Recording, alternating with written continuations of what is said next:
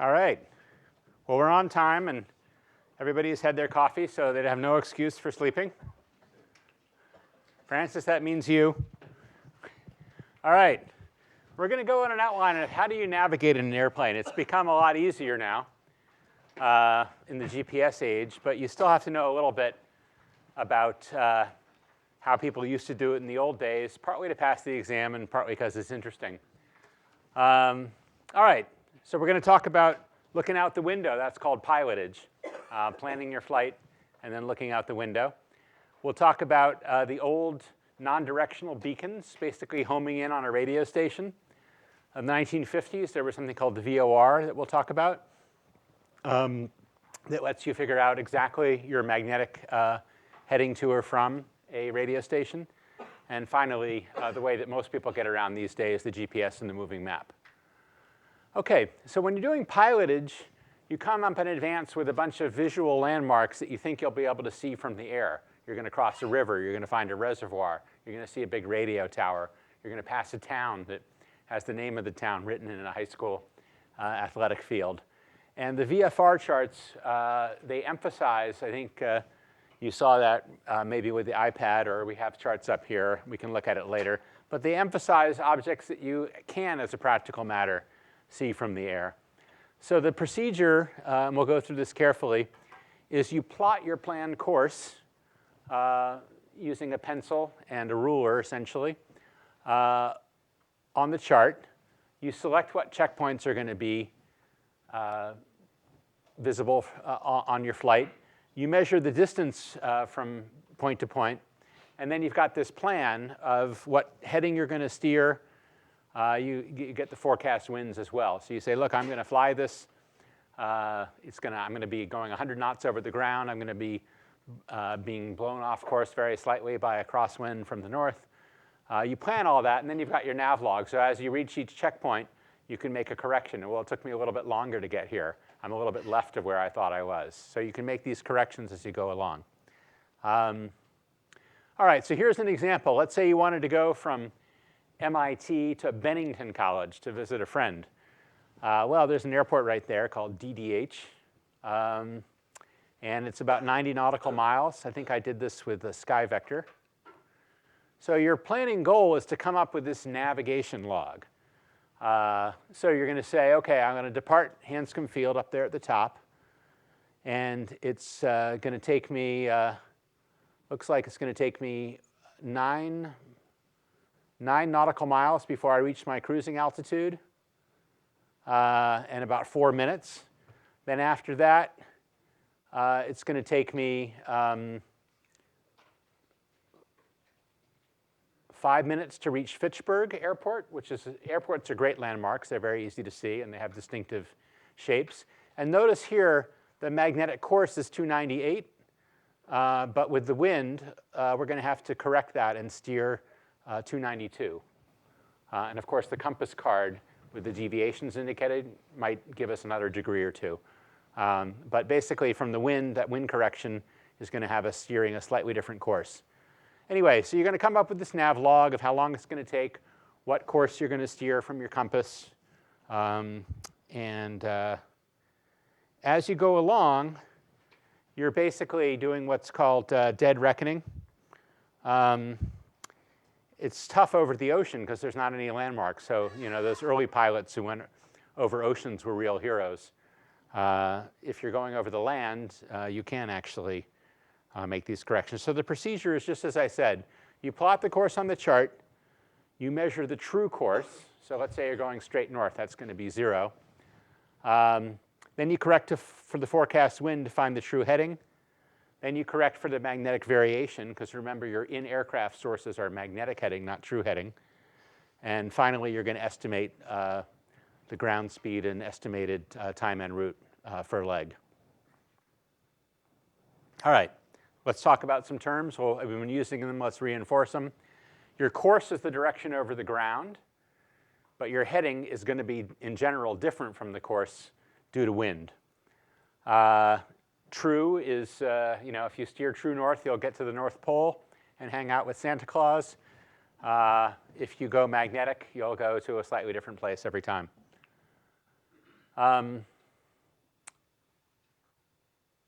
Ah.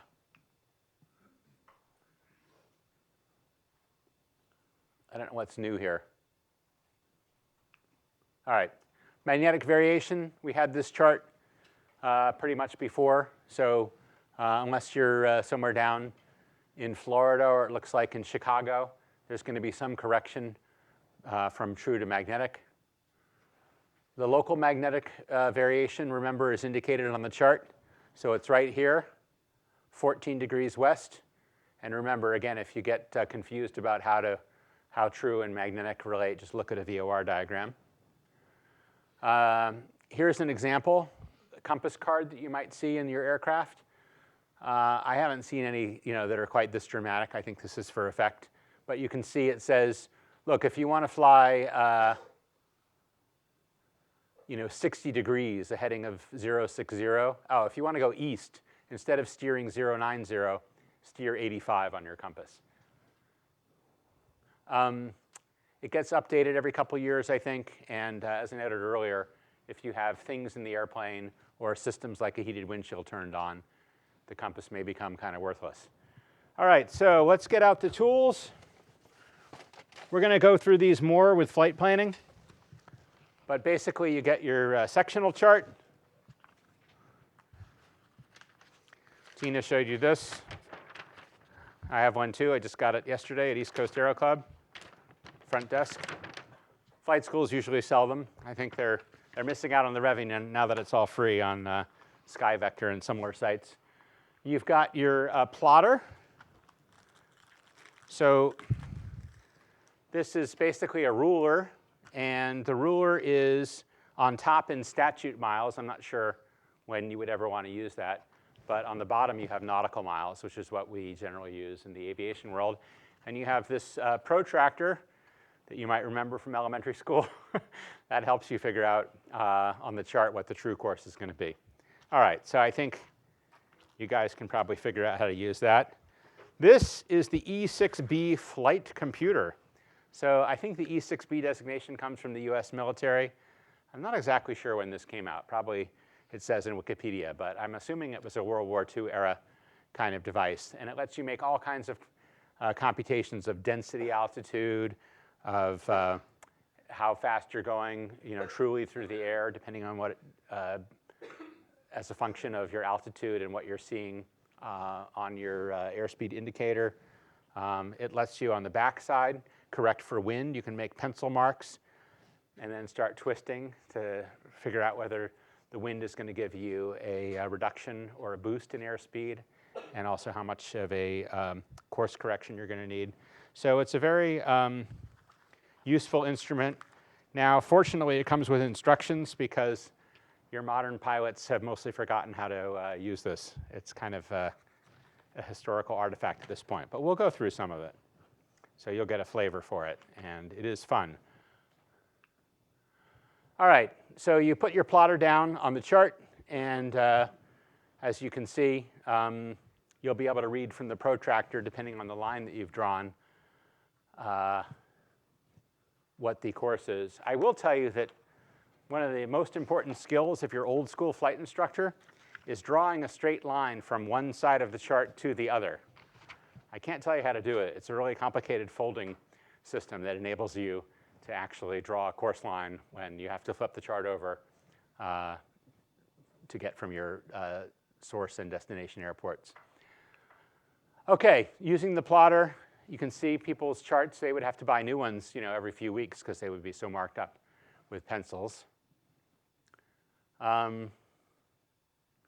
Here we find the true course is 038. So as you can see, they're just reading that off the protractor part. There are paper E6Bs and metal ones. So this is a picture of a paper one. Again, you can kind of see that you can just set up, for example, that we're going to go 90 knots, and then that's here. If we go 90 knots, then it will take us 10 minutes to go 15 miles. Not very exciting.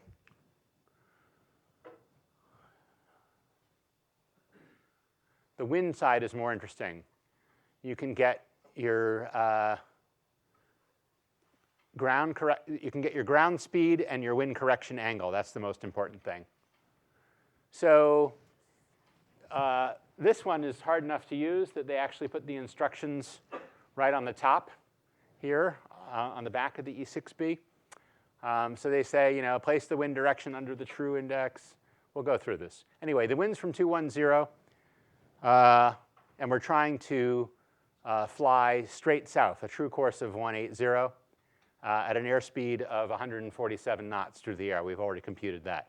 And the wind's 20 knots from 210. So we're trying to go south. Let's say this is south at 180, and the wind is coming from the right.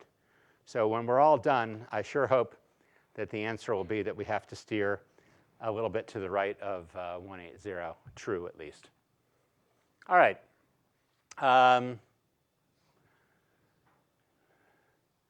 So here we are on the wind side. We start by marking 147 knots, it looks like. And then we rotate it. You can see that pencil mark has been rotated off. It started at 210. Let's go back. Yeah. So we had it set up to 210. It says wind direction under true index. Then we marked the velocity. Then we twisted it a little bit. So now we've got an index of south, and we can read that our ground speed will have fallen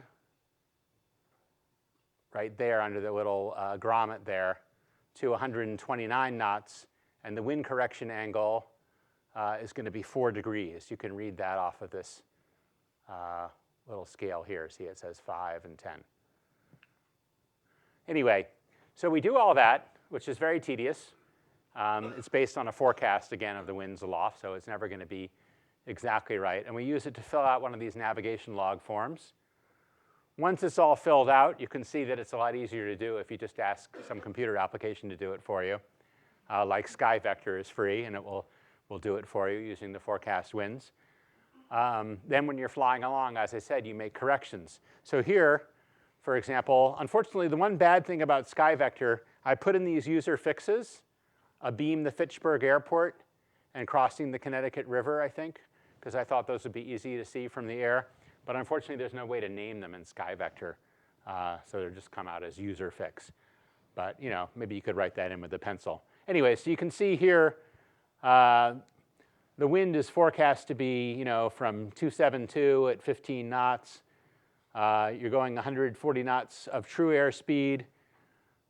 Your track over the ground is supposed to be 287 true, minus 2 degrees wind correction angle. I just did this actually for Sunday night, I think. The true heading therefore will be 285, but then you'll have to add 16 degrees for the local variation, so you end up with a magnetic heading of 301. So you steer that for a while, see how it goes. It's supposed to take you about 12 minutes from the time you took off to the time you reach that point, and you write down what actually happened. And if you see the airport let's see, it's supposed to be on our left. If you see the airport on your right, you say, well, the wind's not quite what I thought. I'm going to steer 10 degrees right, and then that river crossing, I guess, isn't really ideal for heading correction. You probably want to find some other landmarks as well. All right, pilotage, question. How far ahead of time do you get the flight pattern? They do, I think, Tina might know, I think the winds aloft are forecast either 24 or 30 hours in advance. Yeah, that's a good question. We can look that up. We can look that up for you later. But yeah, so you can do it you can kind of predict to some extent with prevailing winds. Some of these applications will work with averages and so forth if it's not there. But yeah, within 24 hours, you have a pretty good wind forecast. But again, with a modern GPS system, you can kind of immediately see whether you're going off course, and the autopilot may automatically make the correction for you anyway. So this is kind of a historical lecture. It's good to know what I would say is, well, yeah, so what I would say is it's still worth doing, but I would say generate the Navlog electronically. It's not really worth doing anymore, like the full pane. The knowledge test does have a built-in electronic E6B. The tests are not that demanding, except that you will need the plotter. So they'll give you a supplement with a bit of a chart, and you kind of need the plotter to figure out how far it is from place to place on the real test. That's if you want to get 100.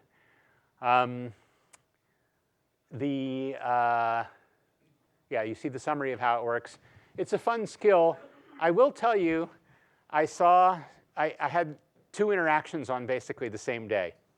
I met an alumna of this course at East Coast Aero Club, and she was tearing up a storm with an E6B and filling out the Navlog and doing all this. I said, why are you doing that? Every East Coast Aero Club plane has a Garmin 430 in it. You know, just punch in your destination and you can go. And she said, and if that doesn't work, you know, call up air traffic control and tell them you're lost. So she said, well, like every flight with my instructor, he fails everything. He makes me, go back and assume that everything's broken and do it all old school and manually. So she was doing this on every cross-country flight that she was doing, both dual and solo. And I said, well, that's good. I'm not sure how much relationship that has to safety, because the other interaction I had that day was with a commercial pilot, instrument rated, who wanted to rent the Cirrus. And I was the previous user of the airplane. So I said, how much fuel do you want? He said, I want it topped off. I said, you're going to fly for 6 hours? Where are you going? He said, I'm going to Albany. I said, well, it's an hour away. What do you want 6 hours of fuel for? He said, the airport I'm going to doesn't have any fuel. I said, Albany, the crosswind runway there is longer than Hanscom's main runway. It's 7,500 feet. They got a beautiful FBO. It's basically free. What do you mean they have no fuel? And he wanted to go to this other airport that was on the east side of town. It was actually farther from his destination. He was taking his son to Rensselaer. And the big airport's actually closer. And this was a 2,500-foot airport with a note in the chart supplement saying to call a phone number before you even try to go there to check out the local conditions. It's unattended. If you blow a tire, there's no way to get a mechanic out there other than maybe driving from Albany or Boston. And it has a displaced threshold too. It's 2,500 feet, but because of the trees on both ends, you're not supposed to land right on the numbers. You actually land a few, like 500 feet or 400 feet down the runway. So I said, the Cirrus takes about 2,100 feet to land over a 50-foot obstacle, so you're budgeting to use more than 60% of the runway, which, the airline minimum is you have to plan to land in 60%. That way, if you are a little bit sloppy, you don't go off the end of the runway and hit something. So I said, why would you give yourself, with your son, less safety margin than a 2-pilot airline crew? And so he said, well, I don't want to deal with an FBO, which was really weird to me. So basically, there's no point to that story other than, no, there is a point to that story. There's no point to that story. Safety is not about doing everything really tedious. It's more about having reasonable judgment and asking why am I better than a 2-pilot airline crew? So yeah, it was not. She was smart. She's an engineer, so of course it doesn't overtax her to do this kind of stuff. But let's not really confuse it with adding safety, which is more about having the judgment to know when to take a co-pilot or when to make your life easier by going to an airport with a really long runway. All right, let's talk about ADFs. This was very exciting in 1952. Have a look there. That was Lear. Some of you have probably heard of Learjet. So the founder of Learjet was also the inventor of the first kind of practical car radios. So all the money that was made on car radios was eventually turned into an aviation company. And before the Learjet, there were these avionics that made it super easy to figure out where the station was. So they have, I think at the very first, the pilot would tune, or the navigator more likely, would twist this dial and hear when this tone reached some kind of maximum. Then there was the automatic direction finder, which would just point a needle in that direction of the station. See here, it's just pointing. Yeah, here's something, this is from the pilot's handbook, I think, on how to use an NDB. But you can see that with a heavy wind, you don't end up really tracking exactly towards the station.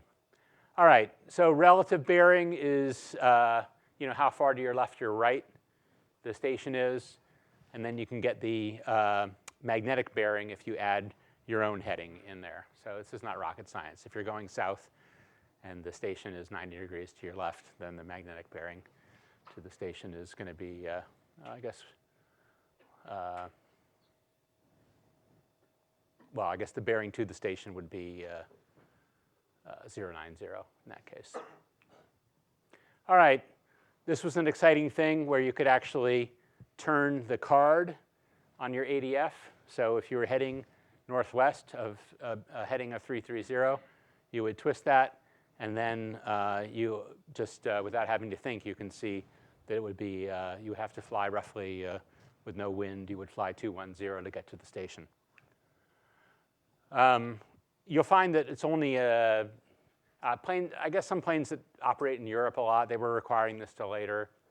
Planes that just have a lot of stuff in the panel still may have this, but in general, they're hard to find now. VORs are still around. They have 360 radials that the radio receiver can just identify. So the receiver can just say, I know that I'm exactly south, or I know that I'm exactly east, or I know that I'm exactly 060 direction from this station. So you'll be able to know where you are, and if you can tune in two different ones, and you've got your handy pencil out and your chart in the aircraft, you can draw intersecting lines and figure out where you are on the chart. So again, in the movie map GPS days, this is not as exciting a skill as it once was. I think there are a few questions about the symbols on the chart for different kinds of VORs. So one thing is distance measuring equipment, where by sending out a pulse and having the station send that back to the aircraft, it's possible by measuring the transit time to actually get your distance in nautical miles read out to you in the cockpit. Be advised that's the actual distance through the air, so it's not the horizontal distance projected over the ground, but if you're up a few miles, it might be, and you're close to the VOR, it might be slightly different. Service volumes, there are these terminal VORs. I think a lot of them may be decommissioned or being decommissioned now. But the FAA has made various kinds of VORs. These high altitude ones will probably be the last to go because actually with airliners, the certification costs of new avionics are so high that the last aircraft flying without a GPS will be some huge Boeing. It won't be a little a Piper or Stearman or something. Okay, the parts of the VOR. So you have this thing called the Omni bearing selector, which you can tune here. And on the canonical instrument here, all it does is rotate this card around the top. So that is to pick out the radial that you want. And then you get the to from flag. So you can see here, this is showing you that the 360 radial is off to your left. And if we were to fly, we don't have to. This is not related to the actual heading of the aircraft. But if we were to fly basically north, we'd be going away from the VOR. OK, we're going to get into this more. The HSI down there offers you the same information, but superimposed on the aircraft's actual heading, which makes life a lot easier. OK, how do you test your VOR and know that it's actually going to work? There are these VOR test stations, or VOTs, test facilities. If you can remember Cessna 182, every VOT puts out the same signal, and what you should see is an indication of 2 when you dial up, and it should be centered on the 180 radial. So that's how you know if your VOR is working. If you're going to use it for instrument flight, you have to test them every 30 days. All right, let's have a look. You're going to probably have to study and think about this a little bit more at home.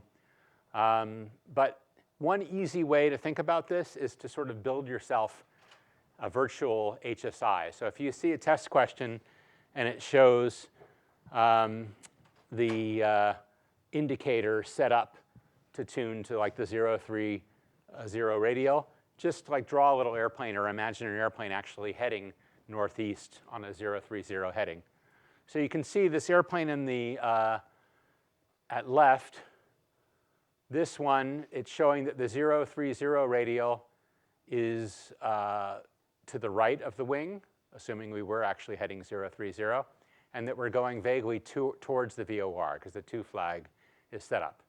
Over here, it's the same, but it's the from flag. Over here on the right, we've got the radial off to our left, and we're going from the VOR. Over here, again, the radial's to our left, and we're going to. So just like let that sink in a little bit. I think I'm going to show you an FAA written test question so you just know. It says, the VOR is turned to the Elizabeth City VOR.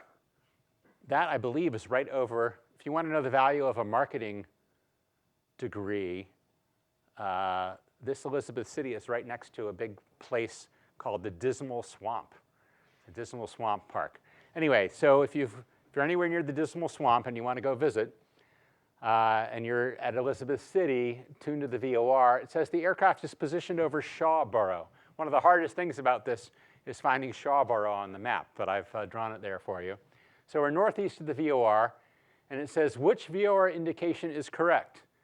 2, which is at the top there, 8 or 9 on the bottom. What do you guys think? So we're northeast of Shawborough.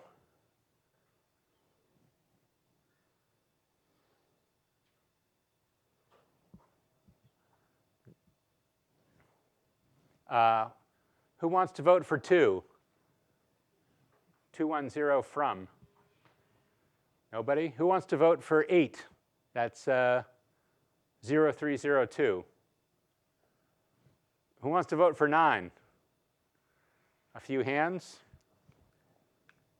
Yay! Okay, so basically, we're right on the radio. So Shawborough, you can see here at the end of the arrow, it is, I think that actually might say, I don't know what that says, actually, I have no idea. 10, 20, 30, yeah, it's right there at the 30. Okay, so it's definitely on the 030 radio, which is also the 210 radio, the reciprocal. I mean, this is not a totally trivial question. But if we were to fly 210, we would be going 2. The flag should be 2. If we were actually flying southwest, we'd be heading towards the VOR, so it should be a 2 flag. If we're flying away from the VOR, further out on 030, then it should be a from flag, which is not an 8. And this one is the only one that's consistent, because if we actually were to fly 030, we'd be going away from the VOR. Don't sweat it if you haven't got it. There is actually a cool simulator in Adobe Flash, which was actually cool when you guys were born. And AOPA also, I've linked here to the Airplane Owners and Pilots Association, the big lobbying group for private aviation. They have a list of, I don't think they're free, unfortunately. That web simulator is free. But there's little simulators you can get on your phone for VORs. That used to be really important. I mean, GPS is now more important, basically. It was a 1973 US military idea. If you just broadcast the time and the position of a bunch of satellites from the satellites, then the receiver can see how long did it take to get from the satellite to where the receiver is. So if you think about it, let's say one of the transmitters is by that exit sign. So if I know my distance from the exit sign, that puts me on a sphere of uncertainty, right? I could be up in the ceiling. I could be down on the first floor. I could be in a lot of different places as long as I know that I'm, let's call it 30 feet from the exit sign. Okay, well, that's not great, because I'm still pretty uncertain about where I am. But how about, if there's another transmitter in that corner of the room, that gives me a second sphere. 2 spheres will intersect in a circle, I believe. So now we have a circle of uncertainty. And we pick up another transmitter maybe somewhere over there. So the more satellites we can see, the more intersecting spheres we have, and eventually we'll get down to a very small little area of uncertainty indeed. So that's how GPS works. You just rely on the fact that the speed of light is constant. If you know the distance to each of a bunch of satellites and you know where they are, then at that point you know where you are. The 32 satellites as of 2016 were up, 31 were in use. You can always see 5. For IFR, the idea is to try to get some redundancy. There are some tweaks to that system. I think what I just described would work really well in outer space, where there's no atmosphere to bend or distort any of the radio signals. But there is a certain amount of distortion that happens, and there are these ground-based reference stations. So you know exactly where they are. They don't move. And they listen to the signals, and they try to figure out how much error there is as a result of the signals traveling through the atmosphere at that location. Those corrections are then pushed back up into space and sent back down from the satellites to ordinary receivers. And with those corrections, you can become really accurate. You can get accurate enough to actually fly down right towards a runway. So the GPS signal, the GPS system, which launched in the mid-90s, that enabled the moving map, and you never were lost again. You always knew where you were. But the WAS system is what enables these GPS approaches where you navigate in 3D, to within, 10 feet or something of precision right down to the runway.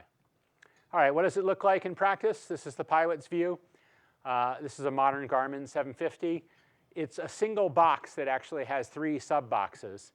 And the sub-boxes are the GPS, a nav radio, which lets you tune up VORs and instrument landing system for approaching a runway. Tina may talk about that a little bit tomorrow in a little IFR intro.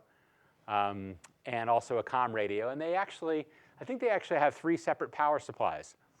So there's a connection to the box, maybe for power. But after that, you can have tremendous amount of failure inside the box and still have the functions, a subset of the functions working. I guess if the screen fails, you're kind of out of luck, which is why most IFR, every IFR certified airplane that I know of that's newish has a second one of these, usually smaller, a Garmin 650, which is physically smaller. On the Garmin G1000, it's even bigger. It's on this huge multifunction display. If that fails, you can swap all the information over to the primary flight display or vice versa. So that just gives you a little view to it. Here's your comm radio on the G1000, and here's your nav radio. And see, it's even identified. The VORs put out a Morse code signal, and the Garmin has listened to it and identified it as the PPG VOR or the FJR VOR. All right, the G1000, they also, actually this is one of the worst human factors design I think I've ever seen. Wonder who else can identify this. Like, what is truly terrible about this design? I'll give you a hint. It kind of, there's all the engine instruments on the left there too. So what kind of pretty common failure, accident-causing failure, does this really not help you prevent? Electrical, that's not very common. Like most airplanes, I'll tell you that most airplanes that have an accident are in perfect mechanical, electrical, and sheet metal condition. Fuel starvation. So look, like your battery, your amps. Basically fuel is given the same status as all of this stuff. Fuel is almost always relevant, and this other stuff is almost never relevant. And here it is. It's small. As you run out of fuel, as you get really down into the red zone, does this thing grow? You think it would grow to consume half of the display. But it doesn't do anything like that. So I think it's a terrible, terrible design. And aviation really needs some help. Avidyne is a little better, I think, on the user interface. This is a kind of a legacy system from the Cirrus. This shows you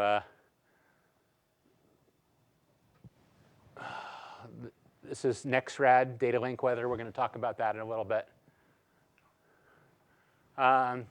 Here's just a little thing about navigation. If you're going anywhere near the DC area, either get your instrument rating and file IFR, and then it becomes like everywhere else, or you have to take this online course at some point and learn about the special rules in the DC area. They're not that hard to go down to Gaithersburg. You have to, VFR, you have to go in from certain gates. You have to file a flight plan in advance, and you have to keep a unique transponder code so that air traffic control can track you. So if you have any brilliant ideas for how folks in DC could do things better, you can just get in a little Piper or Cessna or Cirrus at Hanscom, zip down to Gaithersburg, and there you are. All right, after the navigation mistake, so let's say you bust into Class Bravo airspace without a clearance, or do something else that you shouldn't have done. The FAA and NASA are really not there to bust you. There's this special form you can fill out where if you write down what you did, why you did it, how you think things could be improved. You know, maybe it was a user interface issue. Maybe somebody else was using the airplane before you and turned off all the airspace alerts. You just fill out this form and mail it in, and that kind of limits the amount of discipline that they can subject you to. I mean, it doesn't protect you from intentional violations. All right, here's a summary. Pilotage, NDBs, VOR, and GPS. That was the progression over, you've seen now 100 years of aviation navigation. And I hope that actually, one thing that I hope this does is give you a new appreciation for some of the achievements of people who flew around the world in the 60s or the 50s. There's a woman, Jerry Mock, I think is her name. It's a great book. She flew a Cessna tail dragger around the world in the 1960s. And you know, she was often lost. She'd be over the ocean with icing on her wings. She would be having to track, you know, NDBs in Egypt or whatever. So a lot of that stuff has gotten so much easier, it's almost not fair. You know, and you've got these data links. So we can't compare our achievements to the achievements of pilots or the risk that we're taking to what the risks that folks were taking in the old days. You know, they didn't have EPIRBs if they went into the water.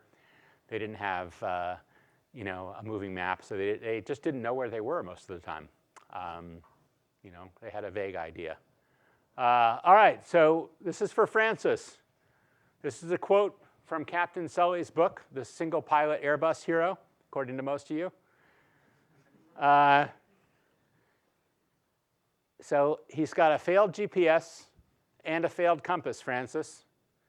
He says he could just keep Venus in the left front corner of the windshield and we would reach California. What else could Captain Sully have done as an alternative to using Venus?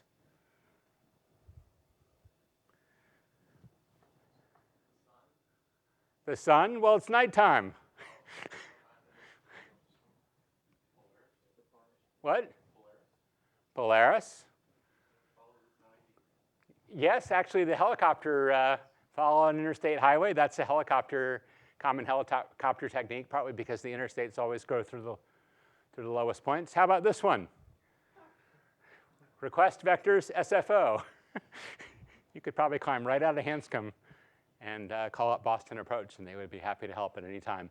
Actually, that is a good question. That's actually a good point into crew resource management. You know, don't try to be a single pilot hero. Ideally, if it's a challenging flight, you've got a co-pilot. And even if you don't have a co-pilot, you always have air traffic control as another crew member.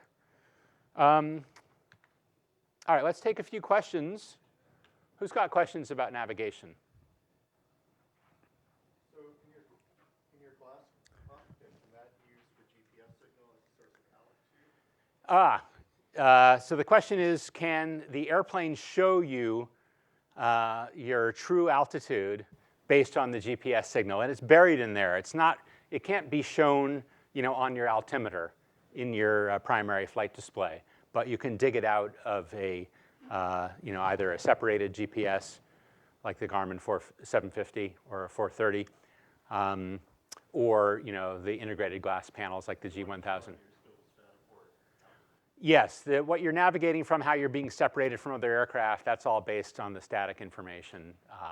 But if you just want to see, I know that mountain's 8,000 feet high. I want to make sure it says at least 8,001 for the actual altitude. You can dig that out. And I think the terrain warning system will use that. have the GPS or the display. What are the rules and regulations about using, GPS or however you bring on board?